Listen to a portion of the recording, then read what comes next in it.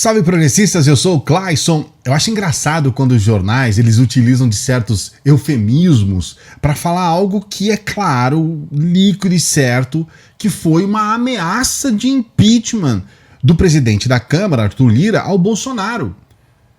Assim, não ficou dúvidas para ninguém que ele disse, ó, cara, você se conserta aí ou você vai rodar. Isso foi dito, logicamente, com as palavras bem colocadas do Arthur Lira e tudo mais. Os jornais falam assim, não, Arthur Lira dá uma mensagem de alerta, é um sinal amarelo a Bolsonaro. Não, cara, o cara foi claro, olha, não vou ser massa de manobra, não sou um inocente útil, não vou ser sócio nesse desastre. E ali ele coloca todos os problemas que nós estamos passando e fala, cara, não brinca em serviço.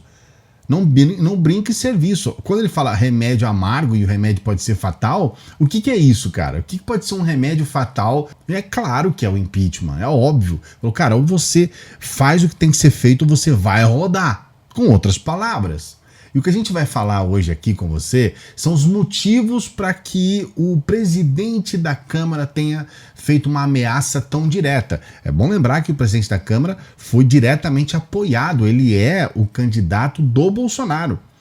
E aí agora fica uma situação mais complicada ainda, porque até então o presidente da Câmara anterior tinha apelido, né? As pessoas falavam o Nhonho, o Botafogo, e falavam que ele era o inimigo para que o governo Bolsonaro pudesse andar, que ele que trazia todos os entraves. E agora nós temos um novo presidente apoiado pelo Bolsonaro, e esse presidente, mais uma vez, faz aquilo que o Rodrigo Maia fez inúmeras vezes. Falou, cara, trabalha, faz a coisa certa, senão você vai rodar.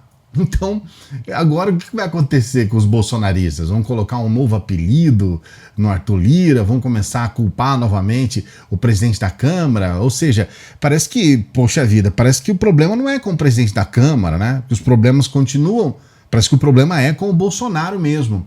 E hoje nós vamos tratar aqui, fazer uma reflexão contigo sobre os motivos para o Arthur Lira ter colocado essa mensagem tão dura para o Bolsonaro na Câmara ontem. Só que antes eu quero fazer aquele pedido para você. Nós estamos todos os dias aqui trabalhando, eu e o Mosquitinho que está aqui junto comigo, todos os dias fazendo vídeos para você. E a gente só pede uma coisa, para que você dê o like, só isso, não custa nada. Dá o like agora aí, vai, faz esse favor aí pra gente, coloca o seu like. A gente só pede isso, se inscreva no canal, seja o nosso inscrito e ative o sininho para você ser, de alguma forma, receber os vídeos aí, né? Ser notificado dos nossos vídeos. Então, por favor, dê essa força pra gente, tá bom? São 3 pontos que eu considero pontos principais para para paciência zero, tolerância zero do Arthur Lira e esse texto muito duro que ele fez ontem à tarde. Lembrando que de manhã ele estava lá tirando foto com o Bolsonaro usando o presidente da Câmara, usando o presidente do Senado e outras lideranças para tirar a foto do lado, para dizer, olha, tenho todos aqui as minhas mãos e tudo mais, ou seja, cara, é para dar pena, velho, sabe? O Bolsonaro, ele por um lado, ele é tão estúpido que ele sabe, a gente fica sem palavras, mas parece, não dá pra usar a palavra ingenuidade, mas é como se fosse, entende? Parece uma ingenuidade do cara, né? De manhã, ele todo pomposo, manda em todo mundo, à noite, né? No começo da noite, aquela paulada do Arthur Lira. Eu vou colocar 3 pontos que eu considero fundamentais. O primeiro foi o que a gente pode colocar como uma certa traição do Bolsonaro em relação à indicação do ministro da Saúde. O Arthur Lira, ele colocou, inclusive nas suas redes sociais, o currículo da doutora Ludmilla, indicou a Ludmilla, ela foi até Brasília para conversar com o Bolsonaro e foi um desastre que não tem fim. Bolsonaro chegou, inclusive, no meio da conversa com ela, ele falou, olha, se você colocar o lockdown no Nordeste, eles vão me ferrar, né? Ele usou um palavrão, né? Você sabe como é que é o Bolsonaro. Eles vão me fufu, né? Uma coisa assim que você fala, caramba, velho, uma senhora tá lá, uma pessoa tá lá, né, querendo servir ao país, e você trata a mulher com palavras chulas, com coisas assim, com um tratamento escroto, né? Que não tem nada a ver com a relação de um presidente do Brasil com alguém que quer servir ao país. Uma coisa assim, ridícula, ridícula. A gente viu os ataques aí dos extremistas, a doutora. Foi um desastre sem fim, sendo que o Arthur Lira havia indicado a doutora Ludmilla e depois ela se demonstrou realmente nas entrevistas uma pessoa preparada para o cargo, uma pessoa que inclusive falou a respeito, por exemplo, da necessidade de criarmos um protocolo para intubação aqui no Brasil, porque só para você ter uma ideia, e eu fui pesquisar isso depois, eu não sou da medicina, eu fui depois pesquisar por que ela falou isso, e eu cheguei a uma informação que é preocupante demais. 80% dos pacientes que são intubados no planeta Terra, de todos os pacientes intubados no planeta, 80% deles morrem aqui no Brasil. É uma coisa assim insana. Os intubados morrem muito mais no Brasil do que no restante do mundo. Então realmente ela tinha razão. Ela falou, olha, precisamos de ter um protocolo que dê orientações gerais para que não haja erros na intubação. Então isso foi só um detalhe que ela passou a respeito dos planos, né, que ela tinha para ser uma ministra da Saúde, mostrando estar preparada para isso. Falou da necessidade, que depois inclusive o próprio Lula também falou, e que parece que ontem eles quiseram simular isso, né, que é um grupo voltado para isso, uma comissão, né, para tratar de assuntos de emergência na Covid, na pandemia. Então, realmente foi o primeiro baque que o Arthur Lira levou, que foi essa indicação desastrosa, né, que se demonstrou depois desastrosa para a doutora Ludmilla em relação ao Ministério da Saúde propriamente.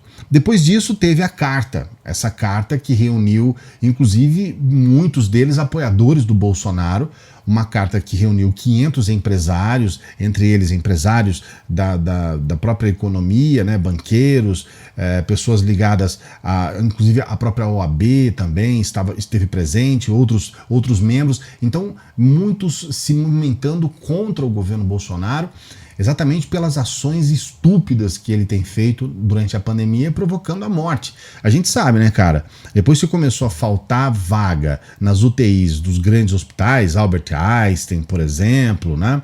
Os hospitais da elite, a coisa ficou complicada. Os caras falaram, pô, nem para nós que somos bilionários aqui no país está havendo mais condições para tratamento do Covid. Então, depois daquilo, aí ligou o alerta, não foi nem amarelo, como diz o jornal, já foi o alerta vermelho.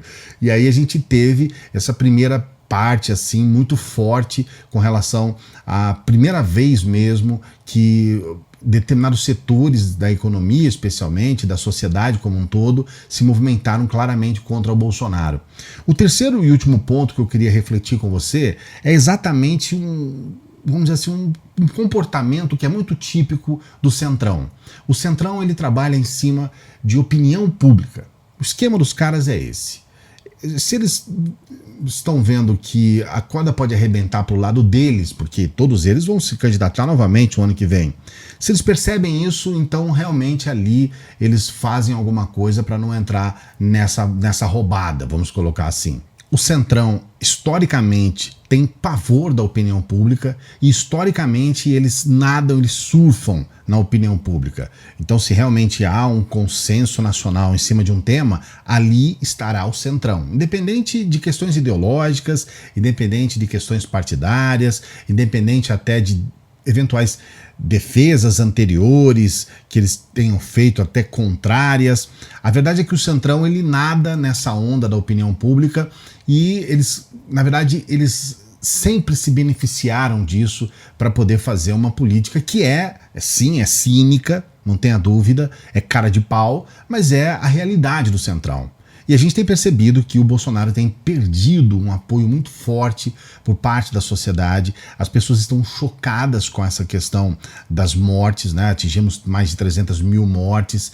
E, sabe, as respostas do Bolsonaro, cara, ontem houve até uma coisa até humilhante para o novo ministro da Saúde, porque houve uma mudança no protocolo para que se pudesse então aferir o número de mortos na pandemia. Tentaram mudar o protocolo e colocar um monte de empecilhos para que as pessoas pudessem ser então apontadas como mortos, né, pelo Covid.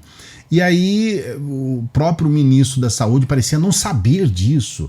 Ele foi interpelado, foram perguntar para ele na coletiva que ele deu ontem o que realmente estava acontecendo, por que ele estava fazendo aquilo, se eles estavam querendo maquiar isso. Aí ele disse, olha, eu não sou maquiador, eu salvo vidas e não sei o quê, mas ele demonstrou claramente que ele não sabia que foi adotado um novo protocolo.